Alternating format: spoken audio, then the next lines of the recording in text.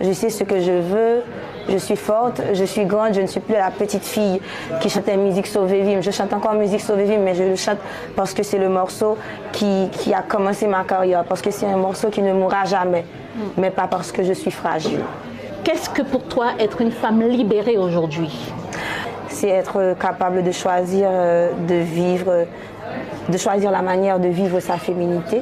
J'étais vraiment à l'église. J'étais à l'église, genre j'ai pas eu de copain jusqu'à mes 18 ans parce que je croyais que j'allais pas pouvoir aller au ciel. Non mais je suis sérieuse. Donc j'étais vraiment à l'église. Et sauf qu'un jour, je sais pas, c'est comme si un bon matin, il y a quelque chose qui résonne en toi. Et je me suis dit, ça colle pas. C'est comme deux doigts de parallèle.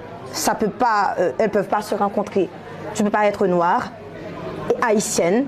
Faire partie de ce peuple, le premier peuple noir qui a fait tout ça. Vous connaissez votre histoire. Et après, pour moi, ça colle pas. Je ne peux pas être chrétienne.